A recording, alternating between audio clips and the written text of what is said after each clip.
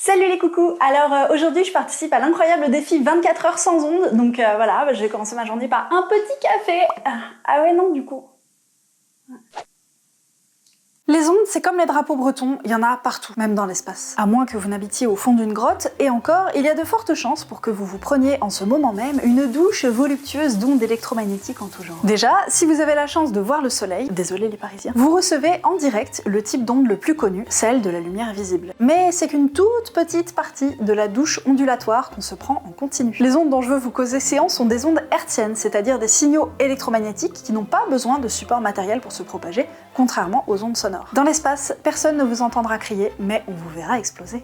On peut ranger ces ondes électromagnétiques en fonction de leur fréquence, si elles vibrent vite ou lentement en gros, au sein de ce qu'on appelle un spectre. La lumière visible, c'est par ici. Au-dessus, on a les ondes qui ont une fréquence plus élevée et qui sont plus énergétiques. Dans l'ordre, les UV qui nous crament la peau en été, les rayons X qui nous permettent de voir l'invisible, et les rayons gamma émis par les substances radioactives. Si vous voulez plus d'infos là-dessus, je vous renvoie vers ma vidéo sur le zircon qui explique comment on a pu dater la Terre grâce à ce minéral radioactif qui est objectivement le plus merveilleux du monde. Mais les ondes qui vont nous intéresser ici, c'est celles qui permettent de communiquer sans les mains et surtout sans fil, et de transporter l'électricité. Elles sont de l'autre côté du spectre, juste après les infrarouges. Il y en a de deux sortes, les ondes de haute fréquence et celles de basse fréquence. Bon bah voilà, je vous avouerai que c'est pas ultra facile pour moi sans mon café du matin, mais je me suis dit que j'allais utiliser le micro-ondes, la plaque de cuisson, mais du coup non. Voilà, c'est pas grave, je vais me faire livrer un petit déj. Ah oui non, le wifi, tu vas me manquer. Les ondes haute fréquence, c'est les micro-ondes, dont la fréquence est inférieure à 300 GHz. C'est-à-dire que l'onde va vibrer moins de 300 milliards de fois par seconde. Elles servent aux transmissions par satellite, au téléphone portable, à internet et aux surprises aux micro-ondes pour réchauffer vos lasagnes surgelées, bande de petits gastrolâtres. C'est aussi les ondes émises et reçues par les talkie-walkie des gendarmes pour communiquer et ou distraire les manifestants. La TNT pour regarder Derrick, très important. Celle des opérateurs téléphoniques pour raconter à votre meilleur ami le dernier épisode de Derrick. La Wi-Fi, le Bluetooth, les sondes météo, les antennes relais, la 5G pour distraire les antivax, les ondes utilisées par les objets connectés et la domotique en général, les satellites d'observation de la Terre pour surveiller les catastrophes naturelles ou prédire la météo, et puis il y a aussi les ondes radio comme celles tout simplement captées par le poste de votre papa quand il écoute les grosses têtes, celles émises par les sous-marins pour se déplacer et ou distraire les baleines, certaines ondes émises par les avions pour se repérer dans l'espace et ou distraire les mouettes, et celles des systèmes militaires.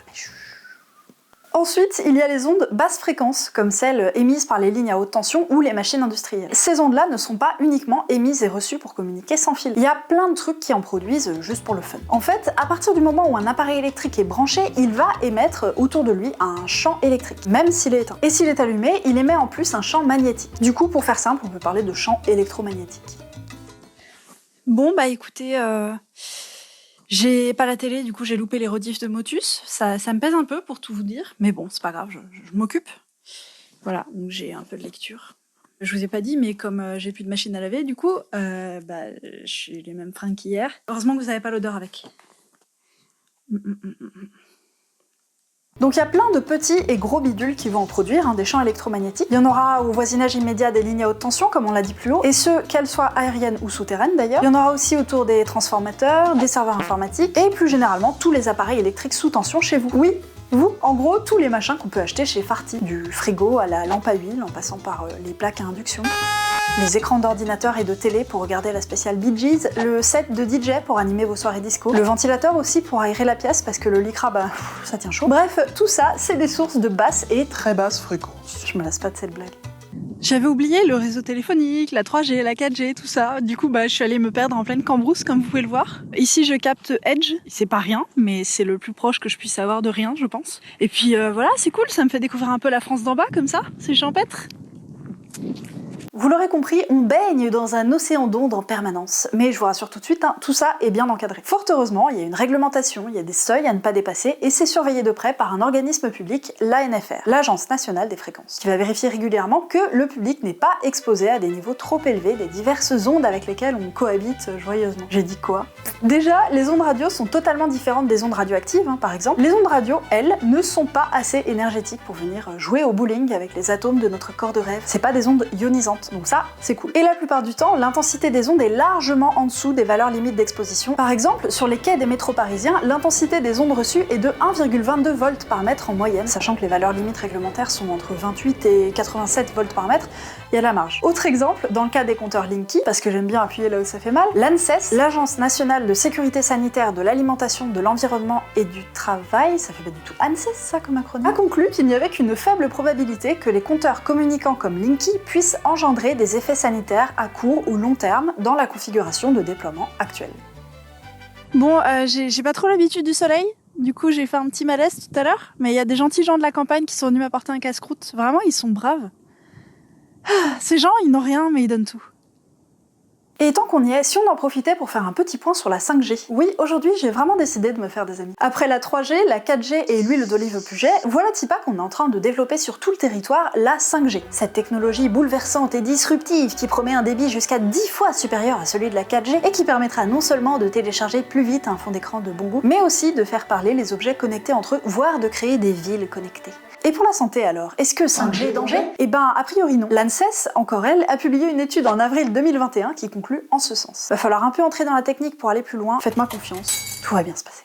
La 5G est déployée sur 3 bandes de fréquences. 2 d'entre elles sont déjà utilisées par la 3G et la 4G depuis des années, donc bah ça c'est une affaire qui roule. Et même si les antennes se mettent à émettre de la 5G en plus, les niveaux d'exposition aux ondes vont très peu varier. Et la 5G va aussi être déployée sur une nouvelle bande située à 3,5 GHz. D'après l'ANSES, au vu des données disponibles, il est peu probable que ça constitue un nouveau risque pour la santé. Par contre, le vrai danger de la 5G n'est pas où on l'imagine. Cette nouvelle bande de fréquences que les opérateurs vont utiliser est très proche de celle dont se servent les météorologues pour communiquer avec leurs satellites. Du coup, ça risque de brouiller les échanges et de compliquer le travail de nos Miss Météo pour prédire le temps qu'il fera demain et pour surveiller le climat. C'est un fait pas du tout anodin qui a provoqué un tollé de la part des scientifiques. Heureusement, on a le temps de trouver des solutions d'ici là, puisque le déploiement de la 5G dans cette bande-là n'est même pas encore planifié, ni en France, ni en Europe. Mais il va falloir faire particulièrement gaffe à ça et adapter les émetteurs avec des filtres pour pas que les messages se mélangent. Voilà donc où est le réel danger de la 5G. J'ai complètement oublié qu'en fait, la lumière, le son, ça aussi c'est des ondes. Du coup, j'ai plus qu'une chose à faire, c'est de m'enfermer dans une grotte. Je vous dis au revoir maintenant. Merci d'avoir suivi cet incroyable défi 24 heures sans ondes. Ne ratez pas le prochain 24 heures à manger des rillettes. Allez, salut et abondance-vous la cloche. J'espère que cette vidéo vous aura plu. S'il vous plaît, je vous invite à faire preuve de bienveillance et d'amour dans les commentaires, comme toujours. Ça c'est comme le saucisson, on n'en a jamais trop. Merci à mes pourbuveurs sur Ukip et Tupu, qui sont au moins aussi merveilleux que le zircon. Et je remercie Exem d'avoir financé cette vidéo. Exem est un laboratoire toulousain spécialisé dans la mesure de champs électromagnétiques pour contrôler l'exposition du public et des travailleurs. Ils ont développé l'Observatoire des ondes, un site avec plein de ressources autour des ondes et qui permet au public de surveiller son exposition aux ondes grâce aux capteurs qu'ils déploient sur le territoire. Allez donc y jeter un œil. Vous pouvez aussi acheter une pierre pour vous protéger des ondes là-bas. Non, c'est pas vrai, ils font pas ce genre de truc. Quant à moi, je vous dis... Pardon, excusez-moi. Allô ? Oui ? Ah, salut Diego. T'as vu le dernier d'Eric ? Oh là là, c'était la folie, c'était un truc de malade. J'aurais même cru que c'était jamais. Oh, je te jure, Well, I'm working for my baby. I've been losing around. I got a tidy little whole house. The mess I'm putting down. Well, I've been spending all the money. She won't give me any honey. That's why I've been a slob. Get out and get yourself a job. Well, I gotta start cleaning the dishes too. Wipe the windows in the bathroom and the downstairs too.